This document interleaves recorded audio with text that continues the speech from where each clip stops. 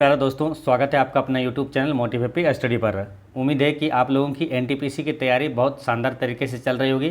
जैसा कि आप लोगों को मालूम है कि आपके पीटी एग्ज़ाम में टोटल 100 प्रश्न पूछे जाते हैं, जिसमें कि 30 मैथ और 30 रीजनिंग, यानी कि टोटल मैथ रीजनिंग से 60 प्रश्न हो गया और 40 क्वेश्चन जीके जीएस का प्रश्न पूछा जाता है। ठीक है, तो हम लोग जीके जीएस और साइंस का स्टडी तो कर ही रहे हैं, तो साथ में आपको मैथ और रीजनिंग का जो जिस पैटर्न पर प्रश्न पूछा जाता है, तो प्रीवियस ईयर अगर पेपर का आप अगर सॉल्व कर लेते हैं तो आपको ये मालूम हो जाता है कि किस पैटर्न और किस लेवल का प्रश्न पूछा जाता है। तो सेम इसी पैटर्न और इसी लेवल के प्रश्न पूछे जाएंगे, तो आपको एग्ज़ाम में सभी प्रश्न बनाने में काफ़ी आसान होगा। ठीक है, तो इसलिए आपको प्रीवियस ईयर पेपर का सभी जो कि मैथ और रीजनिंग का ज़रूर निश्चित रूप से सॉल्यूशन करना चाहिए, एक बार दो बार ज़रूर करना चाहिए। ठीक है, तो चलिए आज देखेंगे हम लोग जो एग्ज़ाम हुआ है 20 जनवरी 2021 का, ये फर्स्ट शिफ्ट में जो एग्ज़ाम हुआ है एनटीपीसी का, उसका पेपर का सभी मैथ और रीजनिंग का सॉल्यूशन करेंगे। ठीक है, और साइंस का क्लास भी चल रहा है, जो कि अब तक जितने भी साइंस के प्रश्न पूछा गया है उसकी वीडियो अपलोड की जा रही है। जो लोग नए जुड़े हैं वो प्ले लिस्ट में जाकर ज़रूर देख लीजिएगा। ठीक है, तो चलिए शुरू करते हैं। इसमें मैथ और रीजनिंग का टोटल जितने भी प्रश्न पूछा गया है सभी यहाँ पर देखेंगे। ठीक है, पहला क्वेश्चन है L M N O P Q R और एस एक घेरे में केंद्र की ओर मुँह करके बैठे हुए हैं, यानी कि इस टाइप का जब भी हिसाब आएगा, ठीक है, तो आप यहाँ पर देख लेंगे कि इस टाइप से बनता है, तो आपका जब एग्ज़ाम में आएगा ना काफ़ी आसानी से बन जाएगा। ठीक है, तो जैसे कि इसमें टोटल पहले कितने आदमी वो गिन लेना है। ठीक है, L M N O P Q R S, ठीक है, तो इसमें कितना है 1 2 3 4 5 6 7 और 8 लोग हैं। ठीक है, 8 लोग बैठा हुआ है और ये क्या है, केंद्र की ओर मुँह करके बैठा हुआ है। ठीक है, तो इसको बैठा देंगे कैसे, ये वाला। ठीक है, ऐसे कर देंगे, ये क्या है, केंद्र की ओर मुँह करके बैठा हुआ है, यानी कि जो भी बैठा हुआ है इसके ऐसे केंद्र की ओर मुँह करके बैठा हुआ है। ठीक है, तो इस तरह से आप इसको पैटर्न ड्रॉ करेंगे। ठीक है, फिर आगे पढ़ लेते हैं। पहले क्या बोलता है, एस आर के दाईं ओर बैठा है, पी एन के बाईं ओर बैठा है और एल के दाईं ओर बैठा है ना। क्या बोला, पी एन के बाईं ओर बैठा है और एल के दाईं ओर बैठा है, आर ओ के दाईं ओर बैठा है और ओ एन के दाईं ओर बैठा है। यदि क्यू एस के दाईं ओर बैठा है तो एम के दाईं ओर कौन बैठा है। ठीक है, तो इस टाइप के प्रश्न को बनाने के लिए पहले क्या करेंगे, टोटल कितने लोग हैं वो गिन लिए, उसके बाद तुरंत बना देते हैं वृत्त, है ना। अब वृत्त के चारों ओर बैठा हुआ है केंद्र की ओर मुँह करके, तो 8 लोग हैं टोटल, तो ये सामने सामने कर दीजिए। पहले 4 हो गया और 4 बीच में कर देंगे, 8 हो जाएगा। ठीक है, अब क्या बोला, देखिए इस टाइप में बनाने में क्या करना है, जो निश्चित रूप से लगेगा कि हाँ इसका जो जगह है कहाँ पर बैठा हुआ है वो पहले वो वाला लेना है। ठीक है, तो जैसे यहाँ पर लिखा है एस आर के दाईं ओर बैठा हुआ है। ठीक है, तो दाएं बाएं वाला जो है पहला, ये अगर ये स्टेटमेंट ये लेते हैं तो एस आर के दाईं ओर बैठा है, तो सामने से लेंगे सबसे पहले, सामने वाला, यानी कि जैसे कि इधर हो जाता है सामने उत्तर हो जाता है। ठीक है, और नीचे हो जाता है क्या, दक्षिण, है ना, नॉर्थ साउथ, फिर राइट साइड में क्या होता है, ईस्ट, यानी कि पूरब हो जाता है, और इधर पश्चिम हो जाता है लेफ्ट साइड में। ठीक है, तो दाएं बाएं करेंगे ना, तो सामने जैसे बैठाएं ये वाला उत्तर के सामने, तो जैसे कि दाएं बोलेंगे तो अपना यहाँ इधर से बैठाइएगा इस साइड में, तो दाएं इधर हो जाएगा इसका। ठीक है, और बाएं हो जाएगा इस साइड में। ठीक है, अगर उधर से बैठा हुआ सामने में तो इसका दाहिने हो जाएगा किधर, ये वाला दाहिने हो जाएगा, और बाएँ हो जाएगा इस साइड वाला। ठीक है, तो यहाँ पर देखते हैं क्या बोला, एस आर के दाईं ओर बैठाया हुआ है, तो एस यहाँ पर अगर सामने में लिख दीजिए। ठीक है, आर के दाईं ओर बैठा होता है, यानी आर यहाँ पर हो जाएगा। ठीक है, अब देखिए इसमें एक चीज़ ये ध्यान रखना, मेन चीज़ यहाँ पर ध्यान रखना क्या, जैसे ये स्टेटमेंट लिए एस और आर का लिए, फिर आगे बढ़ते हैं जब, तो यहाँ क्या लिखा, पी एन के बाईं ओर बैठा हुआ है, तो इसको नहीं लेना है। ठीक है, इसको अभी छोड़ देना है। तो लेना किससे रिलेटेड, जो एस और आर यहाँ पर बैठा दिए हैं, तो एस और आर से रिलेटेड जो स्टेटमेंट रहेगा उसी को लेना है। ठीक है, तो क्या बनाना आसान हो जाता है, तो इसको छोड़ देंगे, पी और एन वाला ये छोड़ देते हैं। आगे चलते हैं। आर ओ के दाईं ओर बैठा हुआ, देखिए आर यहाँ बैठा दिए, तब इसको आप लिख सकते हैं आर ओ के दाईं ओर। तो ओ के दाईं ओर आर है, तो यहाँ ओ कहाँ होगा, यहाँ पर हो जाएगा ना, ओ के दाईं ओर हो गया आर। ठीक है, अब आगे बढ़िए। आर ओ के दाईं ओर हो गया बैठा है, और ओ एन के दाईं ओर बैठा हुआ है। ओ एन के दाईं ओर, ओ जो है एन के दाईं ओर, एन के दाईं ओर बैठा है, यानी कि एन कहाँ होगा, यहाँ हो जाएगा। ठीक, एन के दाईं ओर हो गया ये ओ। अब देखिए आगे चलते हैं। क्यू एस के दाईं ओर बैठा हुआ है, तो क्यू एस के दाईं ओर, तो एस यहाँ पर है, तो क्यू एस के दाईं ओर, तो यहाँ क्यू कहाँ हो जाएगा, यहाँ हो जाएगा, क्यू एस के दाईं हो गया। अब क्या बोलता है, आगे बोला कि एम के दाईं ओर कौन बैठा हुआ है। ठीक है, अभी और एक स्टेटमेंट जो छूट गया उसको बैठा लेते हैं। यहाँ पर क्या लिखा, पी एन के बाईं ओर बैठा हुआ है, तो पी एन के, एन यहाँ दिया हुआ बैठा हुआ है। ठीक है, तो पी एन के बाईं ओर, तो बाईं ओर यहाँ पी यहाँ हो जाएगा। ठीक है, आप भी साथ में ये पैटर्न ये जो है ना ड्रॉ करके बनाते जाइएगा, तो आसानी से आपको समझ में आएगा। ठीक है, तो पी एन के बाईं ओर हो गया, और एल के दाईं ओर बैठा हुआ है, एल के दाईं ओर, किसके बारे में बोला, पी के बारे में। पी एन के बाईं ओर है और एल के दाईं ओर है, तो एल यहाँ पर हो जाएगा। ठीक, एल यहाँ हो गया। ठीक है, अब जो बच गया कौन, तो एक बच गया है एम, है ना, तो एम यहाँ बैठा दीजिए, एक ही जगह बचाया हुआ है। अब क्या पूछा, एम के दाईं ओर कौन बैठा हुआ है, तो एम यहाँ है। ठीक है, इसके दाईं ओर, इसके दाईं ओर कौन हो जाएगा, दाईं इधर हो जाएगा, अब बाएँ इधर हो जाएगा, तो दाएं ओर कौन है, एल बैठा हुआ है, तो एल कहाँ है, ऑप्शन नंबर ए में है। ठीक, ऑप्शन नंबर ए इसका करेक्ट आंसर हो गया। ठीक है, तो इसको आप उम्मीद करते हैं आपको समझ में आ गया हो, नहीं तो फिर से एक बार है ना बैक करके फिर से देख लीजिएगा। ठीक है, चलिए नेक्स्ट क्वेश्चन है, नीचे कुछ कथन और उनसे संबंधित कोड एक विशिष्ट भाषा में दिए गए हैं। कुछ कथन है और उसका कोड दिया हुआ है। इस टाइप में क्या करना है, पहले कॉमन देखना है, आइडेंटिफाई करना है कि कौन किससे रिलेटेड है। जैसे कि हॉर्स आर कैट, इसके बराबर क्या दिया हुआ है, एक्स वाई टी, और फिर क्या है, कैट इज ब्लू, इसका क्या है, टी एम जेड दिया हुआ है।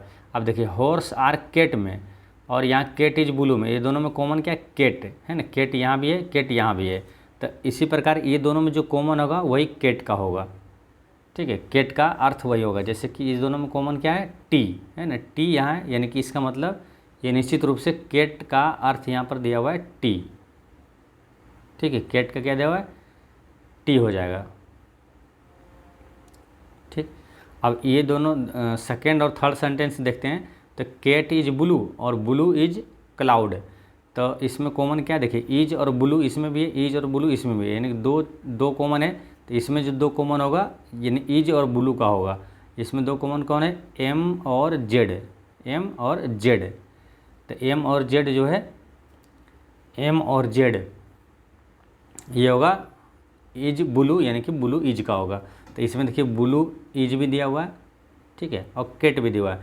तो कैट, पहले अगर कैट का हम लोग क्या आइडेंटिफाई कर लिए थे, टी, तो टी तो होना चाहिए है ना, कैट यहाँ है दूसरे नंबर पे, वहाँ पर टी होना चाहिए, तो दूसरे नंबर पे यहाँ देखिए टी इसमें नहीं है, तो ये आंसर नहीं होगा।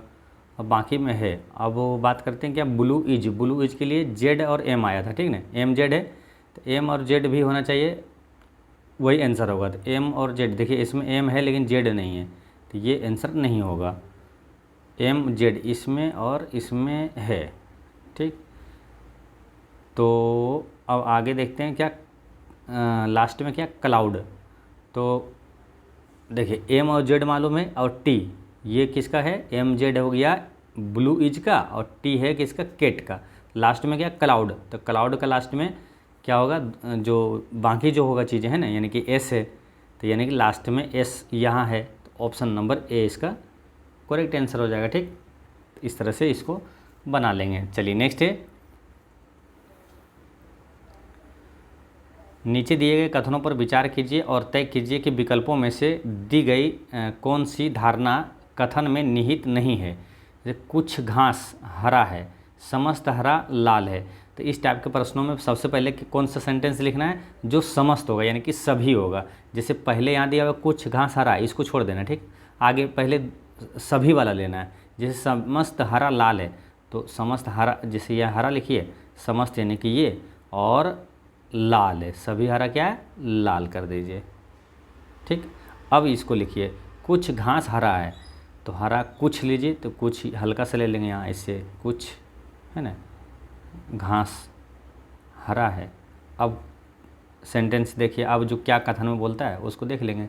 जैसे यहाँ लिखा ए में क्या है, कुछ हरा घास है, तो कुछ हरा घास है, ये सही है। समस्त लाल हरा है, समस्त लाल हरा है क्या, नहीं, ये गलत है, बी गलत है। अब यहाँ ऑप्शन के हिसाब से ए सही है, तो यही ए ही इसका करेक्ट आंसर हो जाएगा, ठीक। क्वेश्चन क्या बोला यहाँ, कथन में निहित नहीं है ना, कौन से कथन में निहित नहीं है पूछा, ठीक है, तो ये तो है, ये आंसर नहीं होगा। फिर आगे बढ़िए, कुछ घास लाल और हरा है, कुछ घास लाल है और हरा है, ये भी सही है, ठीक। और कुछ घास लाल है, कुछ घास लाल है, ये भी सही है। तो पूछा कौन नहीं सही है, तो ऑप्शन नंबर बी होगा करेक्ट आंसर यहाँ, है ना, बी सही नहीं है इसमें, ठीक। चलिए नेक्स्ट है, दिए गए विकल्पों में से उस संख्या का चयन कीजिए जो नीचे दी गई तालिका में प्रश्न चिन्ह के स्थान पर आएगी। तो प्रश्न चिन्ह के स्थान पर क्या आएगा, इस टाइप के प्रश्नों में क्या है, इधर से देखते हैं एक बार, ठीक है, एक बार इधर से देखेंगे, जिसमें पैटर्न फॉलो करेगा वो आंसर हो जाएगा उस टाइप से, ठीक है। जैसे यहाँ पर देखते हैं, 21 दूनी 42, 42 दूनी 84, ये पैटर्न है। 9 दूनी 18, दूनी 36, तो इसमें भी क्या कर देंगे, दोगुना करते जा रहा है ना, तो 18 दूनी 36 हो गया, 36 दूनी 72, ये सही जा रहा है, तो आंसर हो जाएगा क्या, 18 दूनी 36, यहाँ पर क्या आएगा 36, ठीक। ऑप्शन नंबर सी इसका करेक्ट आंसर है। नेक्स्ट है, दी गई आकृति में कितने त्रिभुज है। तो इस टाइप के जो प्रश्न रहे है ना, को जैसे वर्ग दिया हुआ है, चारों कोने से दिया हुआ है ना, ऐसे चारों कोने से दिया कटम कुटी रहे, तो इसमें क्या करते हैं, त्रिभुज कैसे निकालते हैं, इसको गिन लीजिए, 1 2 3 4, 4 है, तो 4 जितने रहेगा घर उसको 2 गुना कर देना है, ठीक। जैसे यहाँ 1 त्रिभुज, 2 त्रिभुज, 3 4 त्रिभुज है, तो इसको 2 गुना कर दीजिए, वही आंसर आ जाएगा। इसमें टोटल त्रिभुज कितना हो जाएगा, ऑप्शन नंबर ए इसका करेक्ट आंसर है, 4 दूनी 8 होगा, ठीक। चलिए हम नेक्स्ट क्वेश्चन देखते हैं। नेक्स्ट क्वेश्चन आएगा आपको मैथ और रीजनिंग का है, क्वेश्चन नंबर 9 में, ठीक है। और इसका जीके जीएस का भी सॉल्यूशन करवा चुके हैं, ठीक है। जो लोग नहीं देखें वो प्ले लिस्ट में जाकर जरूर देख लीजिएगा, ठीक। निम्नलिखित में से कौन सी √5 और √7 के बीच आने वाली एक परिमेय संख्या है। देखिए √5 और √7 के बीच आएगा, इसका मतलब बीच में आता है कौन, √5 और √7 के बीच में कौन आएगा, यानी कि √5 से बड़ा रहेगा और √7 से छोटा रहेगा। तो √5 का मान मोटा मोटी आपको जैसे नहीं भी मालूम है तो मोटा मोटी आप जान सकते हैं कि जैसे 2 दूनी 4 होता है, ठीक। तो √4 का मान 2 होता है, लेकिन √5 है ये, यानी कि ये 2 से थोड़ा सा अधिक है ना, 2 से थोड़ा सा अधिक है, यानी कि √5 से अधिक होना चाहिए। √5 और 7 के बीच अगर मान है तो √5 से अधिक होना चाहिए। √5 का मान यहाँ 2 से अधिक है, ठीक है, तो 2 से अधिक वाला ही आंसर हो सकता है, ठीक। जैसे यहाँ 1 दिया हुआ है तो ये 1 वाला आंसर नहीं होगा, ठीक, बी कट हो जाएगा। अब देखिए √7 का मान अगर देखते हैं तो ये √9 का मान कितना होता है, 3, यानी कि 3 से ये कम है, और √3 से कम है ये, ठीक। √7 क्या 3 से कम है, तो 3 से कम है अगर, तो इसके बीच आएगा क्या, मतलब यानी कि 3 से √7 का मान जो है 3 से कम है, यानी कि 3 से कम होना चाहिए। आंसर जो भी होगा 3 से कम वाला ही होगा, ठीक है। 3 से अधिक नहीं हो सकता है, 3 के बराबर भी नहीं होगा, क्यों, क्योंकि √7 का मान 3 से कम है और इसके बीच में होना चाहिए, यानी कि इससे कम होना चाहिए। √5 से अधिक और √7 से कम होगा तभी तो बीच में होगा। तो यानी कि 7 का मान 3 से कम है, यानी कि 3 से अधिक जो है वो आंसर नहीं होगा। जैसे यहाँ 3 से अधिक ये आंसर नहीं होगा, ठीक, 3 से अधिक ये है आंसर नहीं होगा। ऑप्शन नंबर बी इसका सी इसका करेक्ट आंसर हो जाएगा, ठीक है। तो ऐसे आंसर आप आसानी से आंसर निकाल सकते हैं, ठीक भाई। हालांकि √5 का मान कितना होता है ये भी ध्यान रखना है, √5 का मान हो जाता है 2.236 और √7 का मान होता है 2.645 होता है, ठीक, तो ये भी ध्यान रखना है। चलिए नेक्स्ट है, x और x का मान दिया कितना 5, y का मान 2 है, तो इतना का मान क्या होगा, है ना, 16x⁴ 25y² माइनस 40x²y। तो इसको अगर देखते हैं तो 16x² को क्या लिख सकते हैं, ये कितना दिया है, ये 4x² का होल स्क्वायर है ये, ठीक। तो इसको लिख सकते हैं हम लोग a² माइनस बी का मान ये लिख सकते हैं 5y, ठीक। देखिए a माइनस बी का होल स्क्वायर करिएगा तो ये आएगा, ठीक है ना, इसके बराबर ही ये है। अब इसमें xy का मान बैठा दीजिए। अब 4x² है, x का मान बैठाएंगे तो कितना होगा, 25 चौके 100, ठीक। अब माइनस होगा ये 5 दूनी 10, है ना, y का मान 2 है, 5 दूनी 10, 10 माइनस कर दीजिए, यानी कि 100 में से 10 गया 90, 90 का ये स्क्वायर है ना, स्क्वायर कर दीजिए, 90 का स्क्वायर करेंगे 9 9 कितना होगा 81। ऑप्शन नंबर डी इसका करेक्ट आंसर है, ठीक। चलिए नेक्स्ट है,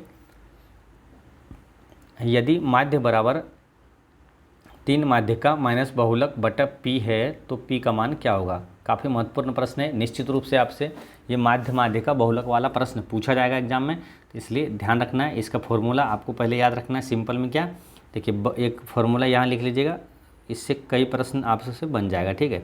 बहुलक बराबर लिखिएगा 3 माध्यिका माइनस 2 माध्य, ठीक। अब देखिए इसको याद कर लिया आप, कभी आपको कन्फ्यूजन हो सकता है कि बहुलक बराबर क्या होता है, कहीं 2 माध्यिका या माइनस 3 माध्य होता है क्या, या तो 2 माध्य माइनस 3 माध्यिका होता है क्या, ठीक है। तो ये आपको आसानी से याद कैसे रहे, तो इसको ऐसे याद करना। देखिए बहुलक बराबर, देखिए ये शब्द में बड़ा है माध्यिका, ये माध्य के अपेक्षा बड़ा है ना, अब माध्य छोटा है, तो देखिए माध्यिका बड़ा है, तो इसमें देखिए बड़ा वाला भी 3 है ना, 3 माध्यिका, और छोटा वाला क्या है 2 है, तो 2 माध्य है, ठीक है। और ये सिंपल में है भी, है ना, जैसे कि ये बड़े में से ये छोटा वाला माइनस हुआ है, ठीक, यानी कि 3 माध्यिका माइनस 2 माध्य, यानी कि 3 किसके साथ लगा, 3 बड़ा है तो यानी बड़े शब्द के साथ लगा, माध्यिका के साथ। माध्य छोटा शब्द में है तो ये 2 इसके साथ लगा है ना, 2 माध्य, 3 माध्यिका माइनस 2 माध्य। इस तरह से आपको आसानी से याद रहेगा आपको, ठीक है। तो बहुलक बराबर क्या फॉर्मूला होता है, 3 माध्यिका माइनस 2 माध्य। तो यहीं से ये माध्य बराबर निकालेंगे तो यहीं से p का मान निकल जाएगा, ठीक है। माध्य बराबर कैसे निकलेगा, देखिए ये 2 माध्य है ना, इसको लेफ्ट साइड कर दीजिए, बराबर के लेफ्ट साइड कर देंगे तो 2 माध्य बराबर क्या हो जाएगा, ये बहुलक इधर कर दीजिए राइट साइड, तो यानी कि 3 माध्यिका माइनस क्या हो जाएगा बहुलक, ठीक। 3 माध्यिका माइनस बहुलक, और माध्य बराबर है तो यहाँ 2 नीचे आ जाएगा, इधर राइट साइड करेंगे तो माध्य बराबर क्या होगा, 3 माध्यिका माइनस बहुलक, है ना, जो बोल रहे हैं उस पर ध्यान दीजिएगा, लिखिएगा, ठीक है। 3 माध्यिका माइनस बहुलक बटा 2 हो जाएगा, ठीक है। यानी कि बटा में क्या है, यहाँ p दिया हुआ है, यहाँ बटा में क्या है 2, यानी कि p का मान क्या है 2 है। ऑप्शन नंबर बी इसका करेक्ट आंसर हो जाएगा, ठीक। एक बार फिर समझ लीजिए, 2 माध्य बराबर आया था, यानी कि माध्य बराबर क्या हो जाएगा 3 माध्यिका, ये लिख लीजिएगा 3 माध्यिका माइनस बहुलक, अब बटा में हो जाएगा 2, ठीक। तो p का मान क्या हो जाएगा 2 हो जाएगा आंसर। ऑप्शन नंबर बी इसका करेक्ट आंसर है। नेक्स्ट है 10 सेबों के नमूने में एक सेब के औसत भार की गणना 104 ग्राम के रूप में की गई थी। बाद में यह पाया गया है कि कांटे ने प्रत्येक सेब का भार 20 ग्राम कम दिखाया था। उस नमूने में एक सेब का सही औसत भार क्या होगा। देखिए 20 ग्राम कम दिखाया था, प्रत्येक सेब का भार 20 ग्राम कम दिखाया था, और 10 सेबों के नमूनों में एक सेब के औसत भार की गणना 104 ग्राम के रूप में किया गया था। तो इसका सही औसत भार क्या होगा मालूम, देखिए 104 दिखाया गया और कम दिखाया गया था जो, उसको जोड़ देंगे तो कम कितना दिखाया गया था 20 ग्राम कम दिखाया गया था, ठीक है। टोटल कितना 10 सेम में, तो इसका औसत क्या होगा 10 से भागा देंगे, ठीक है। तो 10 से 10 कट जाएगा, यानी कि 104 प्लस 20 124 ग्राम इसका सही औसत है। ऑप्शन नंबर 20 का करेक्ट आंसर है। नेक्स्ट है 14 सेंटीमीटर और 7 सेंटीमीटर की त्रिज्याओं वाले दो संकेंद्रित वृत्तों के बीच घिरे छल्ले जैसे आकार वाले क्षेत्र का क्षेत्रफल क्या होगा। तो इसका छल्ले का क्षेत्रफल होगा, क्षेत्रफल क्या होता है, वृत्त का क्षेत्रफल पाई आर स्क्वायर होता है, पाई आर स्क्वायर। लेकिन ये क्या है, इतना और इतना त्रिज्या वाले दो संकेंद्रित वृत्त, यानी कि होगा capital R square minus small r square. तो पाई का मान क्या होगा 22/7 और इंटू होगा कैपिटल कितना 14 स्क्वायर माइनस 7 स्क्वायर। तो 14 स्क्वायर माइनस 7 स्क्वायर क्या करेंगे, ए क्या हो जाएगा A square minus B square formula पर हो जाएगा। तो हो जाएगा क्या A plus B into A minus B. तो 14 प्लस 7 एक बार हो जाएगा 21 और 14 माइनस 7 हो जाएगा 7, ठीक। तो ये 7 से 1 7 कट गया, 22 गुना 21 करेंगे तो आएगा 462 centimetre square. Option number C इसका करेक्ट आंसर है। नेक्स्ट है यदि 51 और 85 का महत्तम समवर्तक 51m-25 के रूप में निरूपित किया जाता है तो m का मान क्या होगा, है ना। यहाँ पर m का मान पूछा है, ठीक। तो 51 और 85 का महत्तम समवर्तक कितना होगा, तो महत्तम समवर्तक यानी HCF होगा 17×51 17×5 यानी कि इसका होगा 17, ठीक। इसका HCF होगा 17 और 17 बराबर दिया हुआ है 51m-85 दिया हुआ है। m का मान पूछा है, 85 को इधर ले आएंगे तो कितना होगा 51m बराबर कितना हो जाएगा 85 और 17 हो जाएगा 102। अब m का मान पूछा है तो 51 से इसको काट दीजिए, 2 बार में कट जाएगा, 2 बार में नहीं, हाँ ना 2 बार में कट जाएगा, 51 दूनी 102, ठीक। तो m का मान कितना हो जाएगा 2 कहाँ दिया हुआ है, ऑप्शन नंबर डी इसका करेक्ट आंसर है, ठीक। 14 का डी होगा इसका करेक्ट आंसर। नेक्स्ट है √2 और √3 का गुणनफल डैश होता है। तो √2 और √3 का गुणनफल कितना हो जाएगा √6 होता है, ठीक। तो इसका गुणनफल क्या होगा, जैसे √2 क्या है एक अपरिमेय संख्या है और √3 भी क्या है अपरिमेय संख्या। अपरिमेय संख्या किसको बोलते हैं, जो P/Q के रूप में नहीं आता है ना, P/Q के रूप में जो आ जाए उसको परिमेय संख्या बोलते हैं। देखिए दो परिमेय संख्या को जब गुना करेंगे तो ये दो अपरिमेय संख्या, ये का गुणनफल अपरिमेय संख्या ही होगा, यानी कि √6 भी क्या है एक अपरिमेय संख्या ही होगा। ऑप्शन नंबर डी इसका करेक्ट आंसर है। नेक्स्ट है आपका मैथ और रीजनिंग का क्वेश्चन नंबर है 21 में 21। इसमें क्या निम्नलिखित में दी गई धारणा है, तो इसमें क्या सभी विस्फोटक ध्वनि है, तो सभी वाला पहले लिखना है, ठीक। तो सभी विस्फोटक, ये सब तो आप भी आसानी से बन जाता होगा ना। सभी विस्फोटक क्या है ध्वनि है,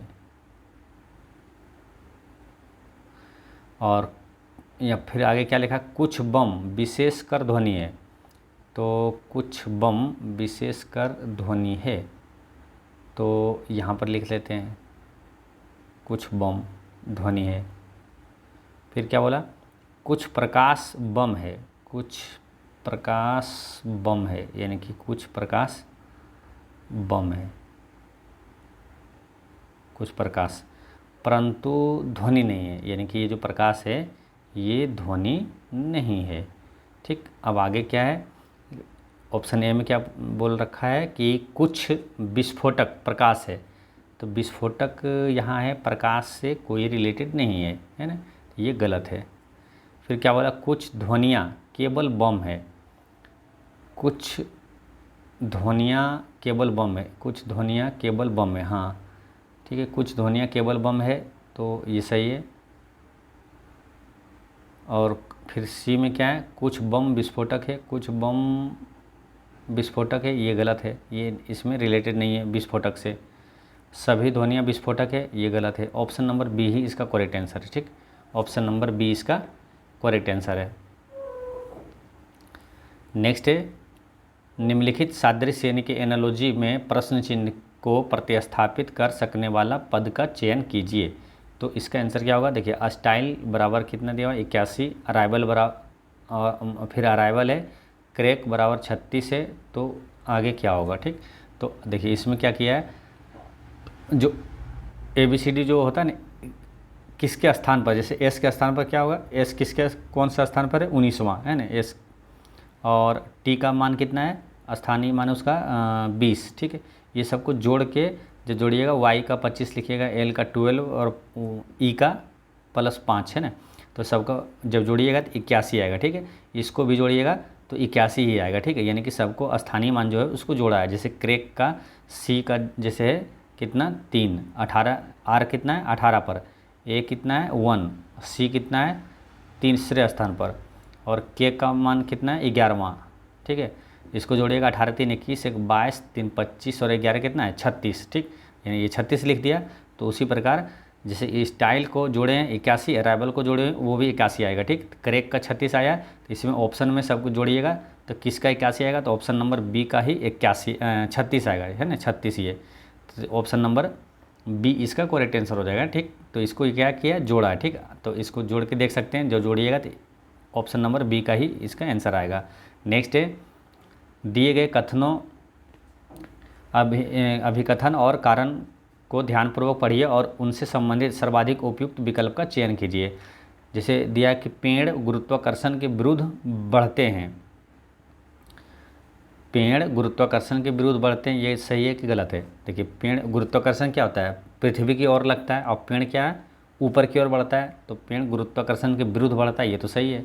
फिर क्या, प्रकृति गुरुत्वाकर्षण के नियम को नहीं मानती है, प्रकृति गुरुत्वाकर्षण के नियम को नहीं मानती है, ये गलत है। ठीक, प्रकृति गुरुत्वाकर्षण के नियम को मानती है ना, तो यहाँ ए सही है केवल। ठीक, ए सत्य है और आर असत्य, ऑप्शन नंबर बी इसका करेक्ट आंसर है।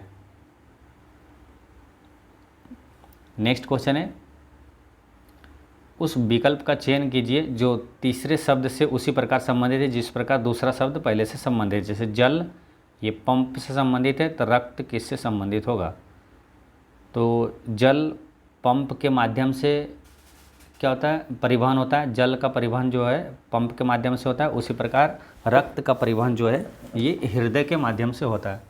ठीक है, तो इसका आंसर क्या हो जाएगा, ऑप्शन नंबर ए इसका करेक्ट आंसर है। नेक्स्ट है, किसी निश्चित कूट भाषा में अस्टोर्मी को ABFIDG लिखा जाता है, उसी भाषा में लोटस को कैसे लिखा जाएगा, तो इसको कैसे लिखा मालूम,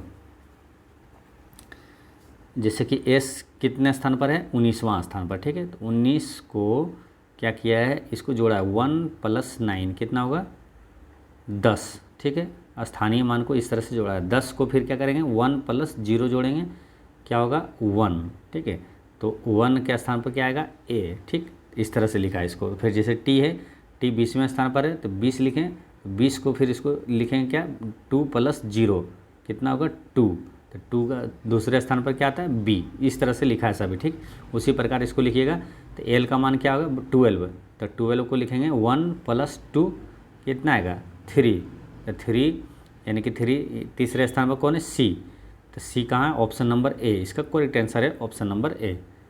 ठीक, चलिए नेक्स्ट क्वेश्चन है आपका 29,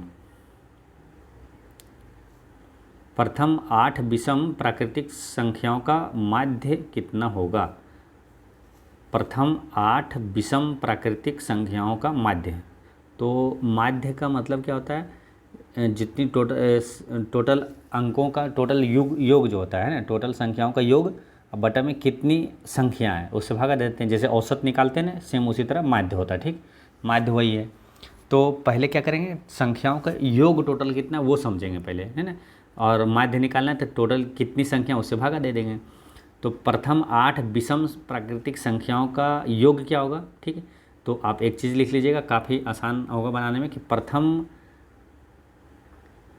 जो होता है n, प्रथम n संख्याओं का,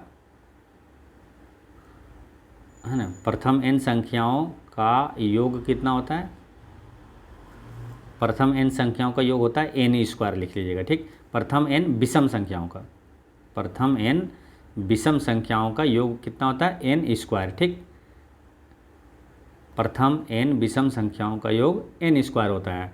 तो n स्क्वायर जैसे टोटल संख्याओं का योग हो गया n स्क्वायर, और कितनी संख्याएं हैं तो n संख्याएं तो n से भागा देंगे, ठीक है। तो ये औसत निकल जाएगा, तो औसत निकालेंगे तो केवल क्या होगा, n होगा, यानी कि प्रथम n विषम संख्याओं का औसत यानी कि माध्य केवल n हो जाएगा, ठीक। जैसे कि यहाँ पर बोला है कि प्रथम 8 विषम प्राकृतिक संख्याओं का माध्य क्या होगा, तो 8 ही आंसर हो जाएगा। ऑप्शन नंबर डी इसका करेक्ट आंसर है, क्योंकि प्रथम 8 विषम प्राकृतिक संख्याओं का योग कितना हो जाएगा, 8 स्क्वायर हो जाएगा, ठीक। और कितनी संख्या टोटल उससे भागा देंगे तो कितनी 8 हो है, तो 8 से भागा दे देंगे तो कितना आया आंसर, 8 आया। यानी कि जितना भी बोले कि प्रथम, अगर यहाँ आ जाएगा प्रथम 10 विषम प्राकृतिक संख्याओं का माध्य क्या होगा, तो 10 ही आंसर हो जाएगा, ठीक है। ऑप्शन नंबर डी इसका करेक्ट आंसर है। उसी प्रकार आपको ये भी याद रखना है कि प्रथम n सम संख्याओं का योग वो क्या होगा, n इंटू n प्लस 1 होता है, ठीक। योग प्रथम n सम संख्याओं का योग क्या होगा, n इंटू n प्लस 1 होगा। और यही पूछ देगा कि प्रथम n सम संख्याओं का माध्य क्या होगा, तो n से भागा देंगे तो ये कट जाएगा, यानी कि n प्लस 1 होगा, ठीक। ये सभी चीज़ें आपको ध्यान में रखना है। नेक्स्ट है, यदि a प्लस बी बराबर 90 डिग्री है, यानी कि कोण a और b का दोनों का योग क्या है, 90 डिग्री है। साइन a बराबर है 3/5, तो tan b का मान क्या होगा। तो जैसे कि ये अगर त्रिभुज ड्रॉ करते हैं तो a मान लीजिए ये है और b और c, a और b यहाँ इसलिए दिए क्योंकि a और b दोनों का योग 90 डिग्री है, यानी कि ये और इसका योग 90 डिग्री है, ठीक है। बाकी यहाँ तो 90 डिग्री होगा ही, है ना, समकोणियाँ बनाती है, ठीक। और ये दोनों का योग 90 डिग्री है। अब बोला कि साइन a, यानी कि साइन a ये यहाँ का जो कोण है साइन थीटा या साइन a बराबर क्या हो जाएगा, लंब बटे कर्ण। तो लंब क्या हो जाएगा, ए के बारे में बोला तो ए के सामने वाला, जिसके बारे में बोलेगा उसके सामने लंब हो जाएगा, यानी कि 3 यहाँ लंब हो जाएगा, ठीक। और कर्ण हो जाएगा यहाँ। तो आधार क्या हो जाएगा, आधार हो जाएगा यहाँ पर, है ना, ट्रिपलेट बनेगा 3 4 5 का, तो यहाँ 4 हो जाएगा, ठीक। अब पूछा क्या tan b का मान क्या होगा, तो tan थीटा बराबर क्या होता है, लंब बटे आधार। तो लंब कितना हुआ है, 3 दिया हुआ है, और आधार का मान b का पूछा नहीं, tan b, तो b के सामने वाला इसका लंब हो जाएगा 4, ठीक है। तो यहाँ 4 हो जाएगा। और क्योंकि जहाँ जिस कोण के बारे में पूछेगा ना उसके सामने वाला लंब होता है, ठीक। तो tan b बराबर क्या, लंब बटे आधार, आधार का मान हो जाएगा 3, यानी कि 4/3 होगा। आंसर क्या हो जाएगा, ऑप्शन नंबर बी इसका करेक्ट आंसर है, ठीक। चलिए नेक्स्ट है, 4 अंकों की वह बड़ी से बड़ी संख्या ज्ञात कीजिए जो 83 से पूर्णतया विभाज्य है। तो सिंपल है, 83 से भागा देना। 4 अंकों की सबसे बड़ी संख्या कितना है, 4 × 9, इसमें 83 से भागा दीजिए तो जो कट जाएगा वहाँ पर 83 का, यहाँ 83, यहाँ 6, अब वो 6 और यहाँ 1 आ जाएगा, ठीक।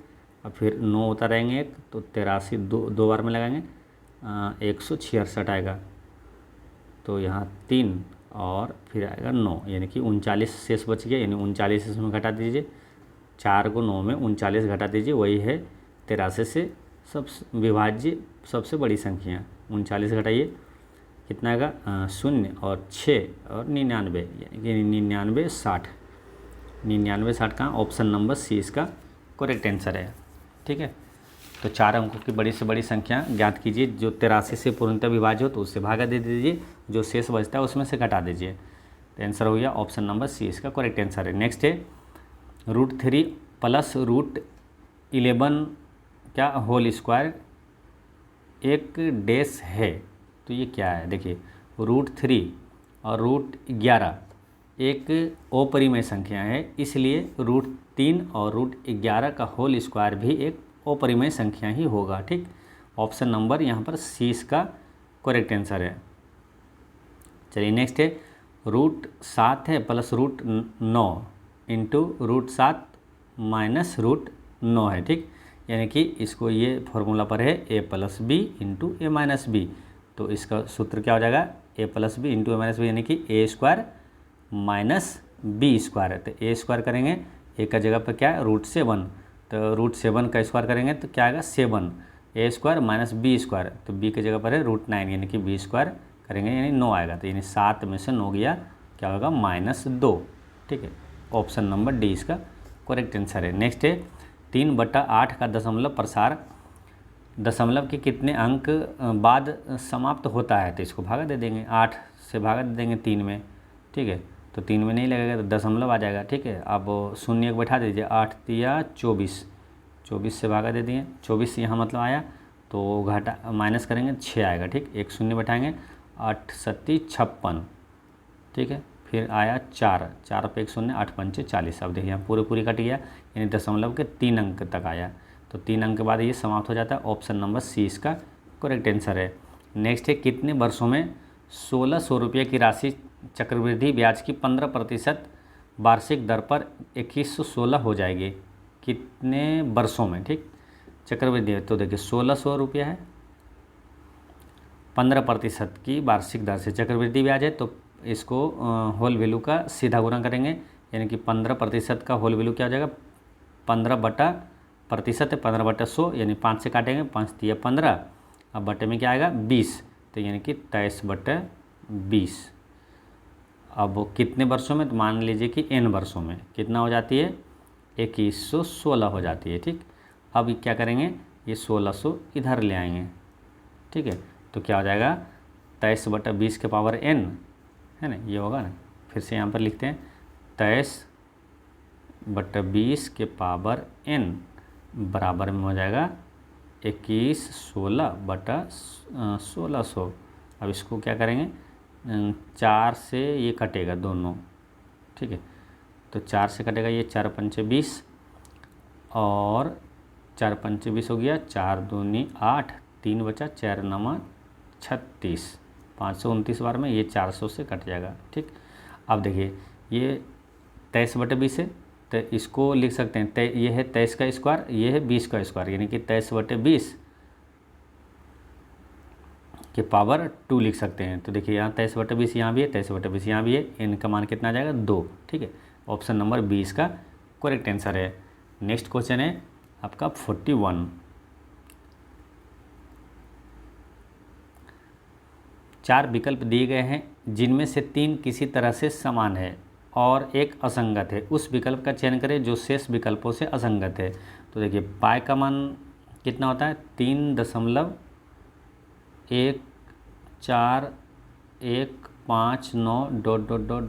इस तरह से होता है पाई का मान। और √3 का मान की बात करें तो √3 का मान होता है 1.732, ये इस तरह से ... ये भी अनंत तक होता है, ये भी अनंत तक दिया हुआ है, लेकिन 0.45 जो रेकरिंग दिया हुआ है इसका मान ये अनंत तक नहीं होगा, ठीक है, ये क्या होगा 45/99 हो जाएगा, ठीक है, यानी कि ये परिमेय संख्या है, बाकी सभी क्या अपरिमेय संख्या है। ऑप्शन नंबर बी क्या है, एक परिमेय संख्या है, ठीक, ये निश्चित अंक तक है 45/99 p/q के रूप में, लेकिन ये सब अपरिमेय संख्या। ऑप्शन नंबर बी इसका करेक्ट आंसर है। नेक्स्ट है दिए गए विकल्पों में से एक अक्षरांकीय समूह का चयन कीजिए जो निम्नलिखित श्रेणी में प्रश्न चिन्ह के स्थान पर आ सकता है। यहाँ पर तो क्या है 2 लिखा है, 3 4 है ना, 2 का स्क्वायर कर दिया तो डी आया है ना, और 3 का स्क्वायर आई आ गया और 4 का स्क्वायर पी आ गया। तो उसी प्रकार 5 लिखेंगे, 5 का स्क्वायर क्या होगा 5 25, यानी 25वें स्थान पर क्या आता है वाई, यानी कि 5 वाई होगा। ऑप्शन नंबर बी इसका करेक्ट आंसर है। नेक्स्ट है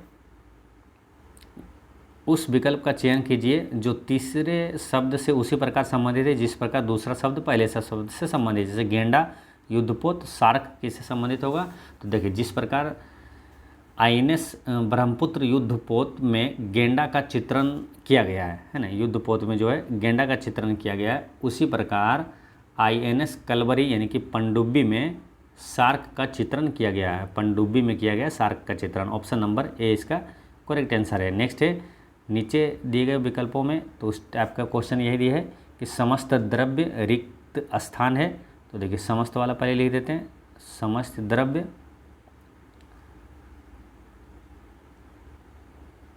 रिक्त स्थान है, फिर कुछ द्रव्यमान द्रव्य है, कुछ द्रव्यमान ये द्रव्य है, कुछ द्रव्यमान। अब क्या बोला ऑप्शन में, निष्कर्ष में क्या दिया है समस्त द्रव्यमान रिक्त स्थान है। देखिए समस्त द्रव्यमान रिक्त स्थान है क्या, नहीं है, कुछ द्रव्यमान रिक्त स्थान है, कुछ द्रव्यमान रिक्त स्थान है, ये सही है बी वाला। और कुछ रिक्त स्थान द्रव्यमान है, कुछ रिक्त स्थान द्रव्यमान है, ये भी सही है बी और सी। और डी का है क्या है, समस्त रिक्त स्थान द्रव्यमान है, तो समस्त रिक्त स्थान द्रव्यमान है क्या, नहीं ये गलत है। और समस्त द्रव्य द्रव्यमान है, समस्त द्रव्य द्रव्यमान है, नहीं ये भी गलत है, बी और सी सही है। तो बी और सी कहाँ है, ऑप्शन नंबर बी में है, ऑप्शन नंबर बी इसका करेक्ट आंसर है। नेक्स्ट है, किसी निश्चित कूट भाषा में STUD है ना, स्टूड फार्म को इतना लिखा जाता है, तो उसी कूट भाषा में इतना को कैसे लिखा जाएगा। तो इसमें क्या किया, देखिए एस कितना 19वें स्थान पर है, यहाँ पर क्या लिखा F, यानी कि 19 माइनस कितना 13 करेंगे तो ये F यानी कि 6 आएगा। ठीक है, उसी प्रकार जैसे देखिए 20 T कितना है 20वें स्थान पर, तो इसमें -13 करेंगे तो 20 में से -13 करेंगे तो कितना आएगा 7। 7वें स्थान पर देखिए G दिया हुआ है, यानी कि -13 सब में किया हुआ है। ठीक, तो उसी प्रकार जैसे 14 में से 13 माइनस करेंगे तो 1 आएगा, यानी एक स्थान पर कौन है A, यहाँ ऑप्शन नंबर A इसका यहाँ पर एकमात्र ऑप्शन में A में दिया हुआ, इसका करेक्ट आंसर हो गया। ठीक, चलिए नेक्स्ट क्वेश्चन है 48 में क्या है, निम्नलिखित में से कौन सा द्विघातीय समीकरण नहीं है। तो द्विघातीय समीकरण वही होगा जिसमें स्क्वायर के रूप में होगा, जैसे कि m स्क्वायर है। ठीक है, ये द्विघात है, तो द्विघातीय समीकरण पूछा कौन नहीं है। तो देखिए इसमें देखिएगा तो ये वाला जो m स्क्वायर है यहाँ दिया हुआ है, इसको कैलकुलेट भी करिएगा तो इसमें m स्क्वायर आएगा। ठीक है, इसमें ऑप्शन नंबर बी में भी स्क्वायर दिया हुआ है ना, वाई स्क्वायर यहाँ पर आएगा। इसको अगर कैलकुलेट करिएगा ऑप्शन नंबर सी में, तो देखिए सी को एक बार कैलकुलेट करते हैं तो क्या होता है एक्स स्क्वायर, इसको गुना करिए x square plus x plus 8। ठीक, बराबर में क्या है A plus B into A minus B, यहाँ यानी कि ए स्क्वायर माइनस बी स्क्वायर है, तो ए स्क्वायर माइनस बी स्क्वायर यानी 2 दूनी 4।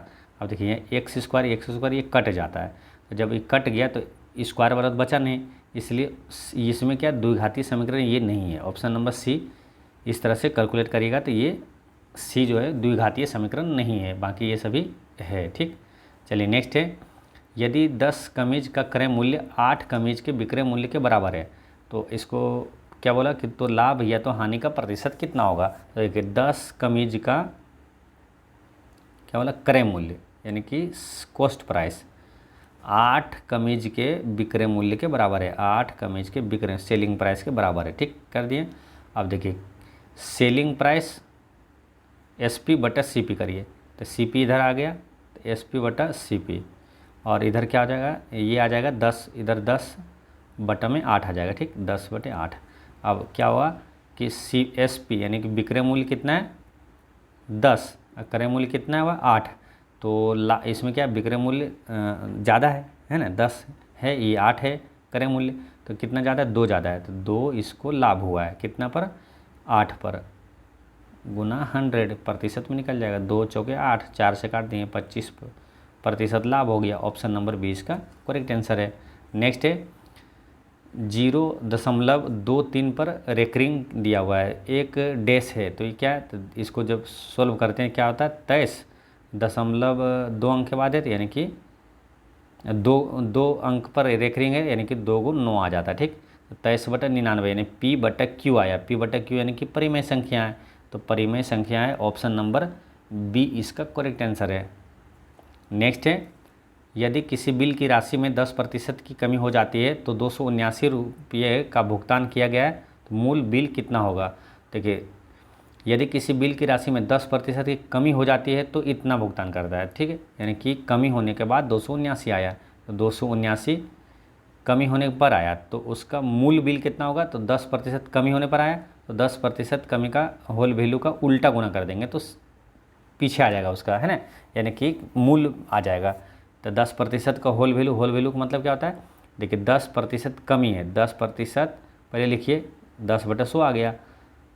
ठीक है, इसको काटेंगे यानी कि 1/10 आया, तो 10% का होल वैल्यू क्या बोलते हैं, कमी है, तो ये 10 में से 1 घटा देते हैं, है ना, 9/10, तो ये हो गया 10% का होल वैल्यू इसका। ठीक, तो 9/10 हो गया, इसका उल्टा गुना करेंगे 10/9, तो ये आ जाएगा मूल मूल बिल कितना है वो आ जाएगा। 9 से इसको काट दीजिए, 9 तिया 27, 9 कहीं है 9, 31 गुना 10 कितना आ जाएगा 310 रुपया। ऑप्शन नंबर सी इसका करेक्ट आंसर है। नेक्स्ट है 400 मीटर लंबी एक ट्रेन 60 किलोमीटर प्रति घंटा की चाल से यात्रा कर रही है। 600 मीटर लंबे पुल को पार करने में कितना समय लगेगा? तो देखिए 400 मीटर लंबी ट्रेन है और 600 मीटर लंबी पुल है, यानी कि समय जो लगेगा ये दोनों को जोड़ के पार होगा ना। 400 मीटर लंबी ट्रेन और 600 मीटर लंबे पुल, यानी कि टोटल डिस्टेंस हो जाएगा 400 और 600 यानी कि 1000। ठीक, 1000 मीटर। अब है क्या मीटर है ये, समय बराबर क्या था दूरी बटा चाल। तो चाल कितना है 60 किलोमीटर प्रति घंटा, 60 किलोमीटर, इसको मीटर प्रति सेकंड में इसको बदल देंगे तो ये हो जाएगा मीटर प्रति सेकंड में 5/18। तो ये 18 ऊपर चला जाएगा। अब इसको कट करिए तो 0 से एक 0 चल जाएगा और 6 से इसको काटिए 6 तिया 18, इसको 5 से काटिए 20 पंचे 100। ठीक है, तो ये कितना हो गया 20 तिया 60 सेकेंड हो गया ये। ठीक, 60 सेकेंड, क्योंकि मीटर प्रति सेकंड में आया तो मिनट में ऑप्शन में दिया हुआ है तो 60 से भागा दे देंगे तो मिनट में बदल जाएगा, यानी कि 60 से 60 1 मिनट हो जाएगा। ऑप्शन नंबर डी इसका करेक्ट आंसर है। नेक्स्ट है उस घन का आयतन क्या होगा जिसका कुल पृष्ठीय क्षेत्रफल इतना है। कुल पृष्ठीय क्षेत्रफल घन का कितना होता है 6 इंटू भुजा स्क्वायर बराबर कितना दिया हुआ है 1944 दिया हुआ है। अब 6 से इसको काटिए, 6 तिया 18 और बचिए कितना 1, 6 दूनी 12, 6 चौक 24, यानी कि ए स्क्वायर बराबर कितना है 324। तो ए का मान कितना आ जाएगा 18। ठीक है, भुजा का मान कितना आ गया 18। अब घन का आयतन पूछा है तो घन का आयतन होता है भुजा क्यू, यानी कि ए क्यू हो जाएगा, यानी कि 18 का क्यू करेंगे 18 गुना 18 गुना 18, तो 18 का क्यू करेंगे 8 64, 4 32, लास्ट में 2 तो आएगा है ना। तो ऑप्शन नंबर सी इसका करेक्ट आंसर है। 18 का क्यू कितना हो जाएगा 58 32। नेक्स्ट है एक संख्या में पहले क्या करते हैं 5% की कमी की गई है, फिर 5% की वृद्धि की गई, शुद्ध वृद्धि या कमी क्या होगा? तो ए बी फार्मूला पर बना देते हैं इसको। 5% जैसे कमी हुआ तो -5 कर दिए, फिर 5 वृद्धि हुआ तो +5 कर दिए। ठीक है, ए बी हो गया और प्लस में या तो ये क्या होगा दोनों को करेंगे ये माइनस में होगा। ए बी फार्मूला क्या होता है A plus B minus A B बटा 100 होता है। ठीक, तो यहाँ ए बी लिख दिए माइनस ए बी बटा 100, यानी कि 5 गुना 5 बटा 100। ठीक, तो ये 5 से 5 पहले कट गया तो ये कितना है 25 बटा 100, 25 बटा 100 यानी कि 25.2 अंक के बाद। ऑप्शन नंबर ये क्या होगा माइनस में तो कमी होगा, ऑप्शन नंबर 20 का करेक्ट आंसर हो जाएगा। ठीक, 54 का बी इसका करेक्ट आंसर है। 54 का कमी बोला ना 25% की कमी, तो बी नहीं होगा, 0.2 अंक के बाद हुआ ना, क्योंकि बटा में 100 है तो 0.25% कमी, ऑप्शन नंबर सी होगा इसके आंसर। ठीक, नेक्स्ट क्वेश्चन है आपका 54 के बाद आएगा 60 है ना 60।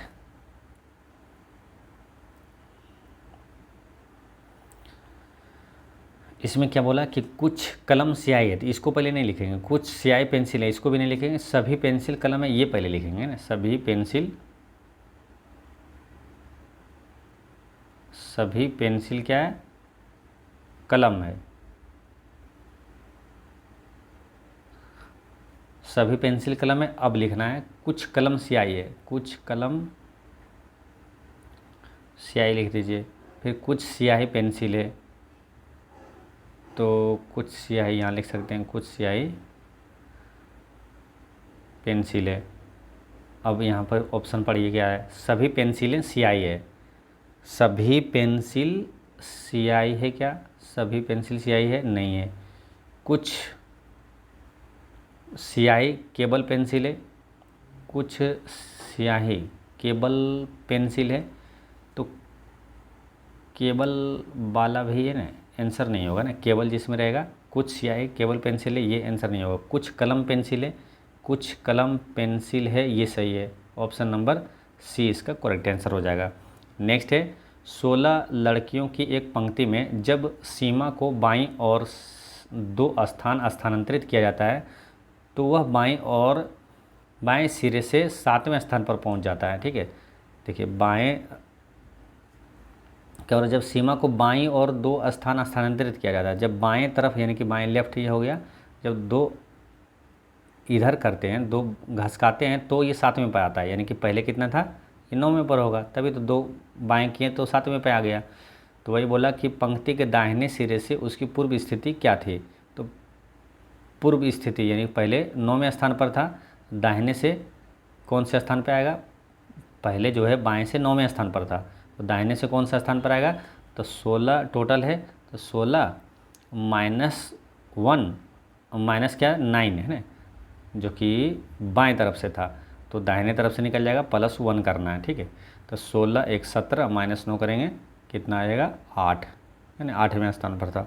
ऑप्शन नंबर इसका ए इसका करेक्ट आंसर है, ठीक है।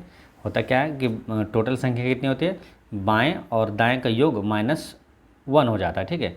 तो वही जब इसको ऐसे लिख सकते हैं, डायरेक्ट ऐसे बना सकते हैं, जैसे पूछा दाहिने सिरे से स्थान कौन सा होगा, तो इसमें टोटल में 1 जोड़ दीजिए और -9 कर दीजिए, 16 1 कितना होगा 17 -9 करेंगे 8, है ना, 9 8 17 होता है। नेक्स्ट है दिए गए विकल्पों में से उस संख्या का चयन कीजिए जो निम्नलिखित प्रश्न चिन्ह के स्थान पर आ सकती है।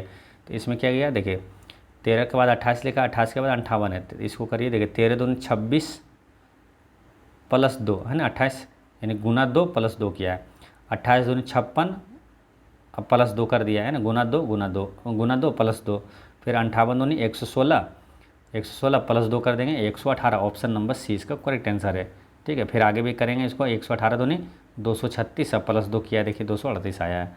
नेक्स्ट है यदि CPHUDQ को 6 लिखा है, बॉय को इतना लिखा है, फंडामेंटल में दिए गए विकल्पों में से किसके बराबर होगा, तो इसका करेक्ट आंसर क्या मालूम,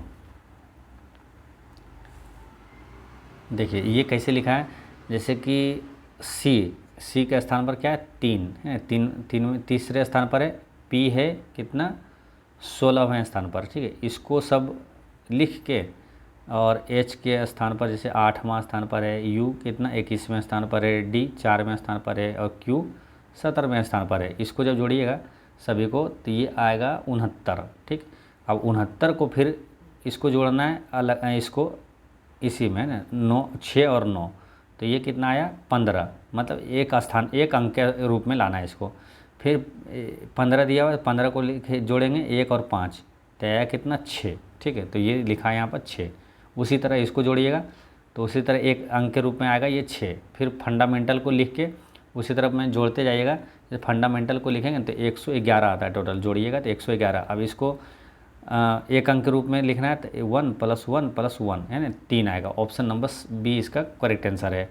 नेक्स्ट है दिए गए कथनों पर विचार कीजिए और तय कीजिए कि दिए गए निष्कर्षों में से कौन से कथनों का पालन नहीं करते हैं।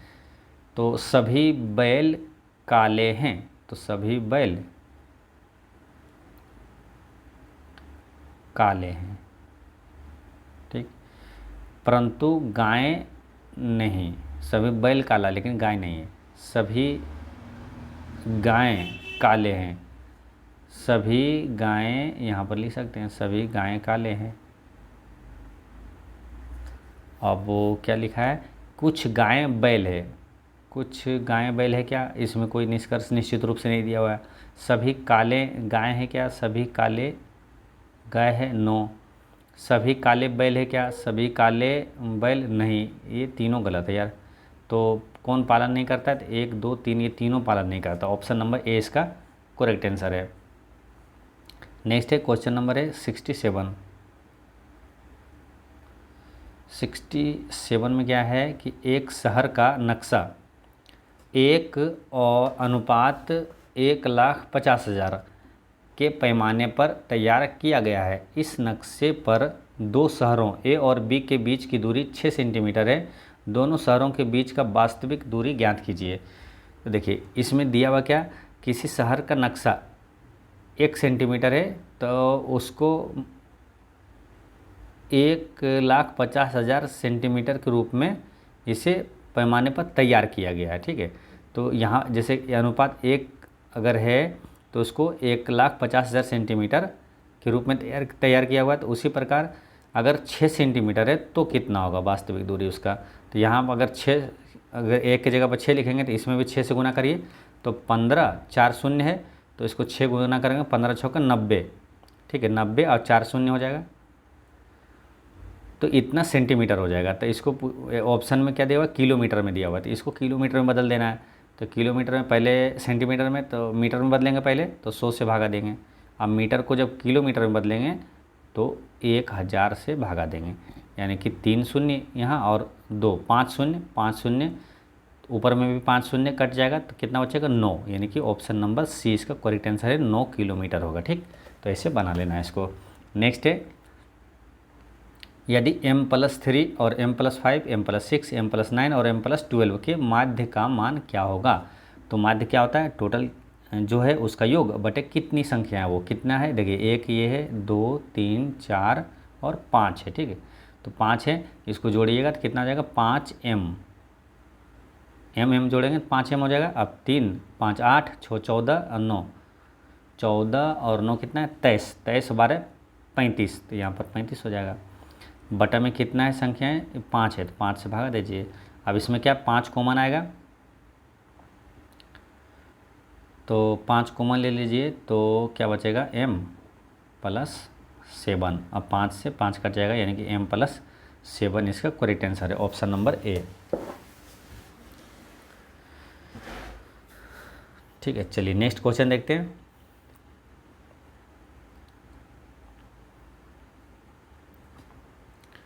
One plus 10 15 degree into coat 75 degree dash के बराबर है।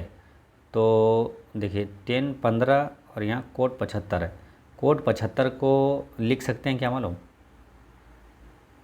Coat 90 minus 15। ठीक है, तो कोट 90 माइनस थीटा बराबर क्या हो जाएगा, 10 थीटा हो जाएगा, यानी कि कोट 75 डिग्री को लिख सकते हैं आप 10 15 डिग्री लिखाएगा। ठीक है, क्योंकि कोट 90 माइनस थीटा यानी 10 थीटा, यानी कि 10 15 डिग्री। ठीक है, तो 10 15 और 10 15 कितना हो जाएगा 10 स्क्वायर 15। ठीक है, तो यानी कि हो जाएगा 1 प्लस 10 स्क्वायर 15, यानी कि 1 प्लस 10 स्क्वायर थीटा बराबर क्या हो जाएगा 1 प्लस 10 स्क्वायर थीटा बराबर हो जाएगा सेक स्क्वायर थीटा, यानी सेक स्क्वायर 15।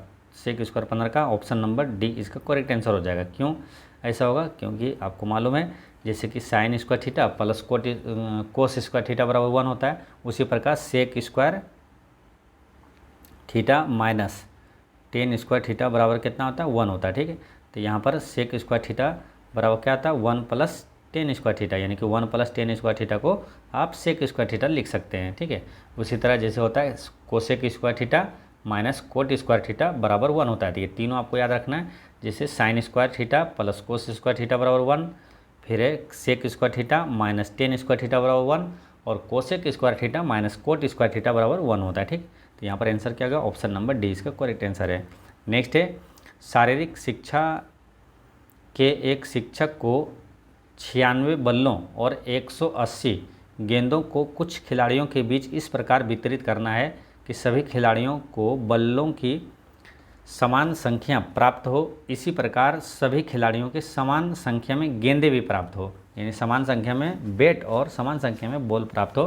तो उपहार प्राप्त करने वाले खिलाड़ियों की अधिकतम संख्या कितनी होगी, अधिकतम संख्या कितनी है, जो कि सबको बराबर बराबर मिलना चाहिए। तो अधिकतम संख्या इस टाइप के प्रश्नों में क्या करते हैं, HCF निकाल लेते हैं। तो 96 और 180 का HCF का होगा 12 8 96, 12 गुना 15 180, 12 होगा ना, अधिकतम इसका जो होगा HCF 12 होगा, यानी कि 12 खिलाड़ियों की संख्या अधिकतम होगी, ऑप्शन नंबर ए इसका करेक्ट आंसर है। तो 12 8 96, यानी कि 8 8 बल्ले मिलेगा सबको बराबर, और 12 गुना 15 यानी 15 15 गेंद मिलेगा सबको। यदि 12 खिलाड़ी रहेगी तो सभी को बराबर बराबर मिलेगा, है ना, ऑप्शन नंबर ए इसका करेक्ट आंसर है। नेक्स्ट है, यदि ए और बी एक कार्य को 9 दिन में करता है, बी और सी 12 दिन में करता है, ए और सी इसे 18 दिन में समाप्त करता है, ए और बी सी एक साथ मिलकर कितने दिनों में ये कार्य करेगा। ठीक है, तो ए बी देखिए ऐसे आप लिखिएगा ए प्लस बी और बी प्लस सी और ए प्लस सी, ये इसका तीनों का जो कार्य करता है, ठीक है, ये करता है 9 दिन में, फिर करता है एक 12 दोनों मिलके, और ए सी करता है 18 दिन में। 9 12 18 ये तीनों का एलसीएम लेंगे तो कितना आएगा, 18 दूनी 36, ये आएगा 36। ठीक है, तो ए और बी दोनों मिलकर एक दिन में कितना कार्य करेगा मालूम, ए और बी कितना है, यहाँ 9 है, 9 चौक 36, ये 4 काम करेगा। फिर बी और सी मिलके 12 दिन में करता है, तो एक दिन में कितना करेगा, 32 36 3। और ए और सी 18 दिन में करता है, तो एक दिन में कितना करेगा, 18 दूनी 36 यानी 2। ठीक है, यानी कि तीनों मिलकर अगर बात करें, जैसे इसको जोड़िए A B plus B C plus A C, ये तीनों को जोड़ेंगे ना, 4 3 7 2 9।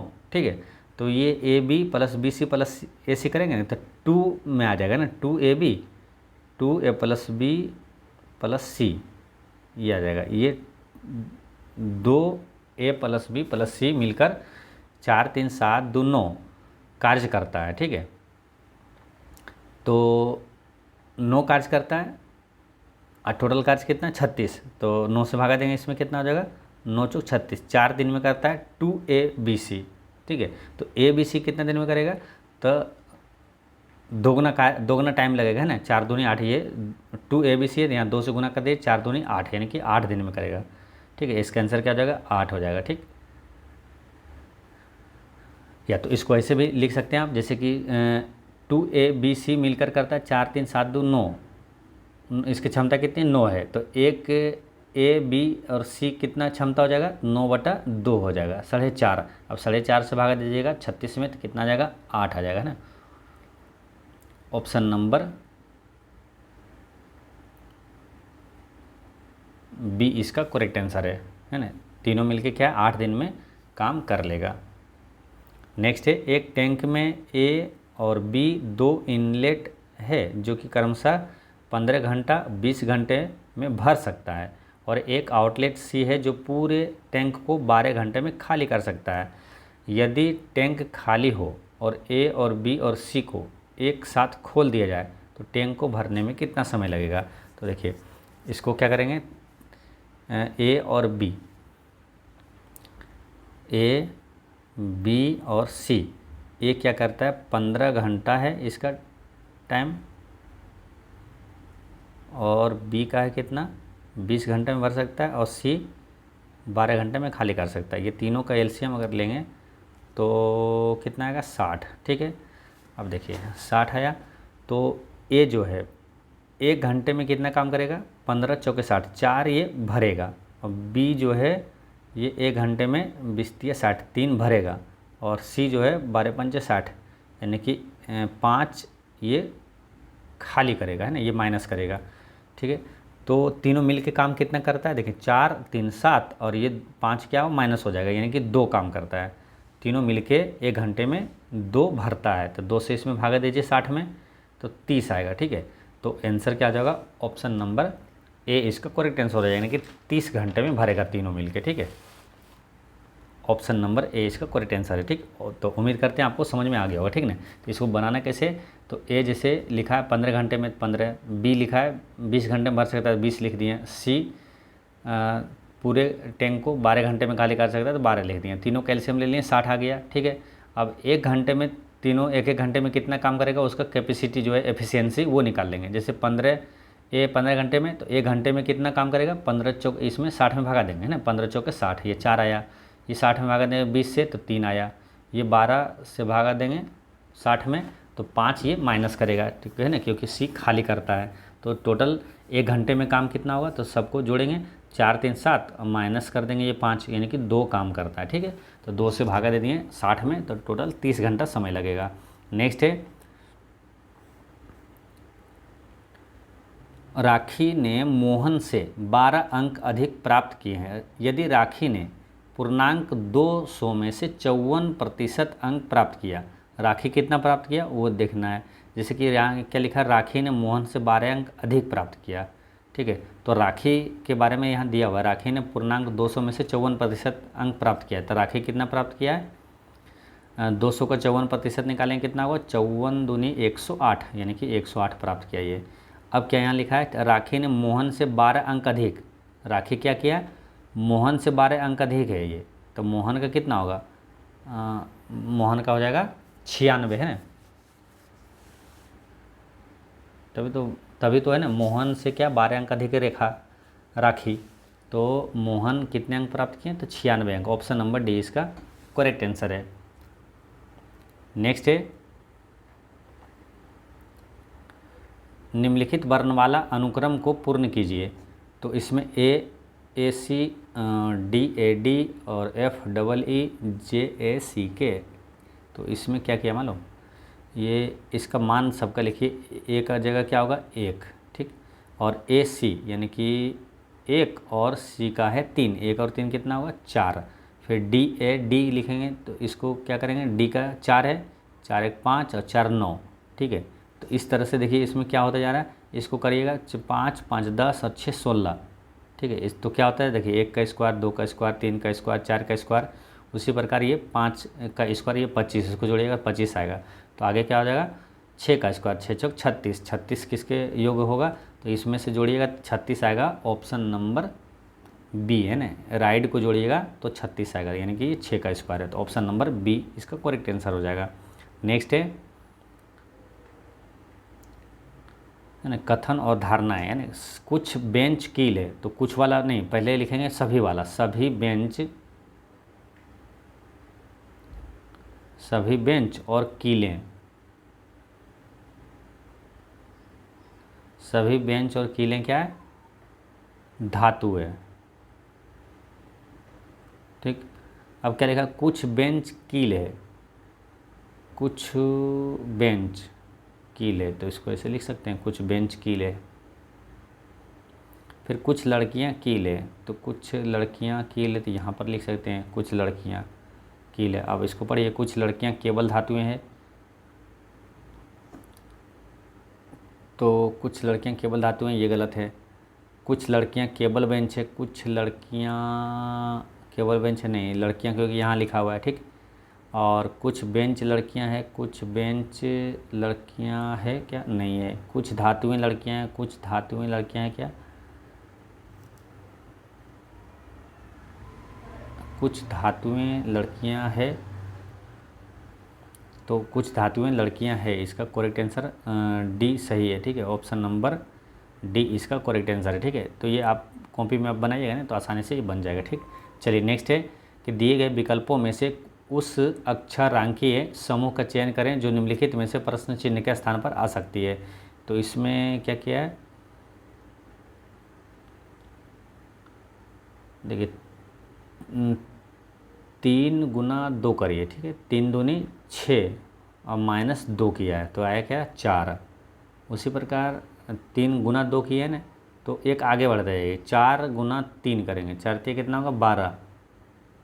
अब माइनस, देखिए पहले में -2 हुआ था, अब फिर -4 हुआ है, और एक एक बढ़ के गुना होते जा रहा है, ठीक। फिर से समझिए, देखिए 3 दूनी 6 -2 हुआ, 4 तिया 12 -4 हुआ, 8 आया। फिर 8 चौक 32 -6 करिए, 26 आया। और 26 पंचे 130 -8 तो 122 आया, यानी कि 2 2 बढ़ के माइनस होते जा रहा है, -2 -4 -6 -8, अब -10 होगा। अब गुना एक एक बढ़ते करके हो जा रहा है, जैसे कि 26 पंचे हुआ था, अब यहाँ 6 से गुना हुआ, 122 गुना 6, तो 122 गुना 6, 100 गुना 6 करेंगे 600, 22 छक 32 से 732, 732 और -10 करेंगे 722, इसका करेक्ट आंसर है ऑप्शन नंबर डी। नेक्स्ट है, उस संख्या की पहचान कीजिए जो निम्नलिखित श्रेणी से संबंधित नहीं है। तो इसमें क्या किया है, तो देखिए 7 दूनी 14, ठीक है, और गुना 2 किया है, 14 चौके 56, गुना 4 किया है, और फिर गुना 56, 2 बढ़ के गुना हुआ ना, तो 56 छौके होगा, 56 गुना 6 आएगा 336, फिर 336 गुना 8 करेंगे तो 26 88 आता है। तो यहाँ पर 56 गुना 6 ये पैटर्न पे गुना होते जा रहा है, गुना 2 गुना 4 गुना 6 गुना 8, ठीक है। तो 56 गुना 6 करेंगे 336, यहाँ 336 आना चाहिए, तो ये संबंधित नहीं है, यहाँ पर ये मिस्टेक है, गलत है। ठीक, 448 यहाँ पर क्या होना चाहिए, 336 होना चाहिए। ठीक है, चलिए नेक्स्ट है कि नीचे दिए गए विकल्पों में से उस संख्या का चयन कीजिए जो निम्न पैटर्न यानी कि प्रश्न चिन्ह के स्थान पर आ सकती है। तो इसमें क्या किया मालूम, देखिए इसमें देखिए 1 2 3 4 5 6 इस तरह से आगे बढ़ते गया और 2 2 को क्या पलट के लिखा, जैसे 1 2 यहाँ है ना, तो यहाँ 21 देखिए पलट लिखा 2 1, फिर 3 4 को देखिए ये लिखा है 4 3, फिर यहाँ क्या 5 6 है आगे, तो ये क्या लिखा है 6 5, फिर आएगा यहाँ 7 8, तो यहाँ उलट के लिखा है 8 7, फिर आगे क्या आएगा 9 10, तो उलट के लिख देंगे क्या होगा 10 9, तो ऑप्शन नंबर ए इसका करेक्ट आंसर है। ठीक है, फिर उसके देखिए 11 12 आता है तो 12 11 उलट के लिखा है। ठीक, तो जोड़े करके और उलट उलट के लिखा है, तो यानी ऑप्शन नंबर ए इसका यहाँ पर करेक्ट आंसर हो जाएगा। ठीक, चलिए नेक्स्ट है, दिए गए कथनों को ध्यानपूर्वक पढ़िए और उनसे संबंधित सर्वाधिक उपयुक्त कथन विकल्प का चयन कीजिए। तो अभी कथन क्या है, ग्रीनलैंड पूर्ण रूप से हरा है, और दूसरा क्या है, ध्रुवीय क्षेत्रों में वर्ष भर बर्फ पड़ती है, तो ये सही है। ग्रीनलैंड पूर्ण रूप से हरा, ये गलत है, यानी कि ए गलत है और आर सही है। तो इसका आंसर क्या हो जाएगा, ऑप्शन नंबर डी, ए असत्य है परंतु आर सत्य है। नेक्स्ट है क्वेश्चन नंबर है 87।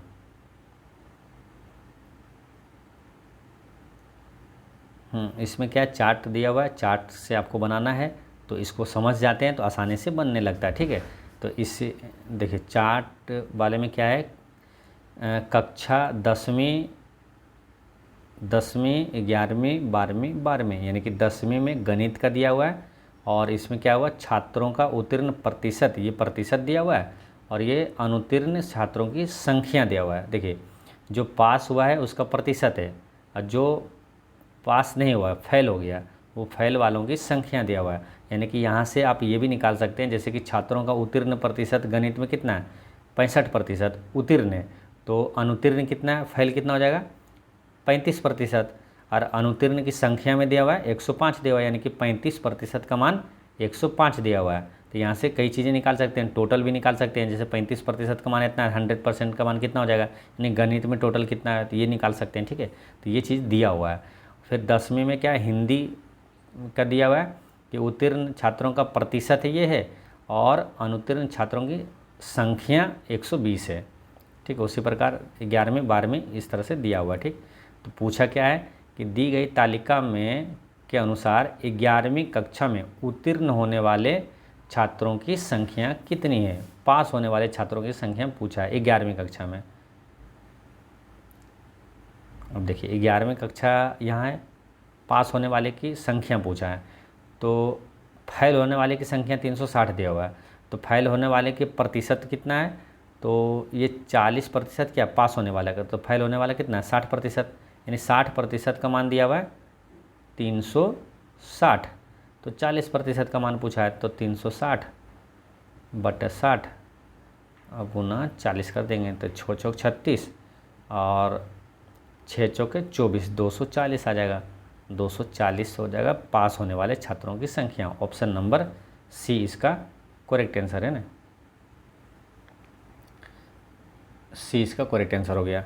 नेक्स्ट है कि दी गई तालिका के अनुसार सभी 5 विषयों में तीनों कक्षाओं अर्थात 10वीं 11वीं और 12वीं के अनुत्तीर्ण होने वाले कुल छात्रों का प्रतिशत कितना है।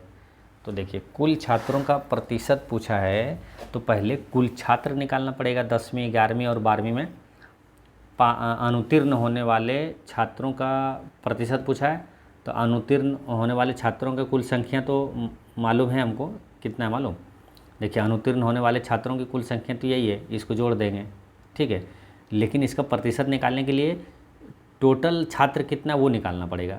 ठीक है, तो सभी में टोटल छात्र निकाल लेंगे, जैसे कि 65% ये पास वाला है और 35% है पास फेल वाला, यानी कि 35% का मान दिया हुआ है 105, 35 का मान, तो 100% का मान कितना होगा, तो देखिए 35 दिया 105, यानी कि 3 गुना 100 करेंगे 300। टोटल छात्र कितना है 10वीं में गणित में टोटल छात्र है 300। उसी प्रकार इसका निकालेंगे है ना, तो इसका निकालेंगे इस तरह आपको सबको निकालना है, ठीक है।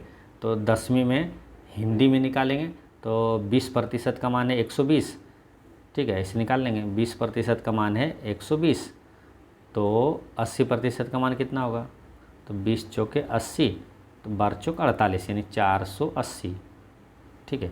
उसी प्रकार अंग्रेजी का निकाल लेंगे, इसका निकालेंगे, इसका निकालेंगे, तो सभी को जब निकालिएगा तो टोटल आएगा 2120। टोटल कितना आएगा, 2120 आएगा, ठीक है। और टोटल इसको जोड़िएगा तो 795 आएगा, ठीक है। इसको गुना 100 कर दीजिए और परसेंटेज इसको कैलकुलेट करिए, आंसर आ जाएगा 37.5%। इसका आंसर है, ठीक, 37.5%। इस तरह से आप निकाल लीजिएगा आसानी से, ठीक है। अगर कोई समझ में नहीं आएगा तो कमेंट आप जरूर कीजिएगा, फिर आपको अगले बार में बता देंगे अच्छे से, ठीक है। देखिए ये भी आपको मोटा मोटी बता दिया, सिर्फ आपको कैलकुलेशन करना है।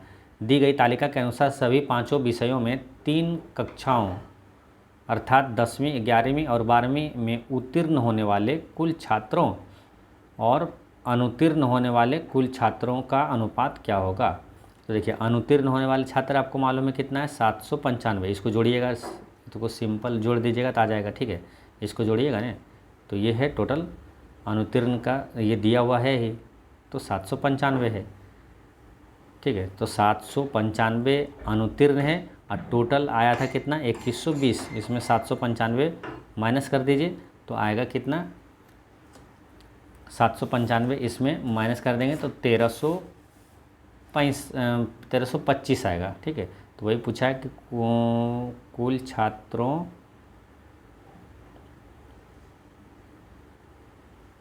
उत्तीर्ण होने वाले छात्र तो और अनुत्तीर्ण, तो अनुत्तीर्ण है 795 और उत्तीर्ण है 1325 हो जाएगा, यानी 100 टोटल में घटाइएगा, ठीक है।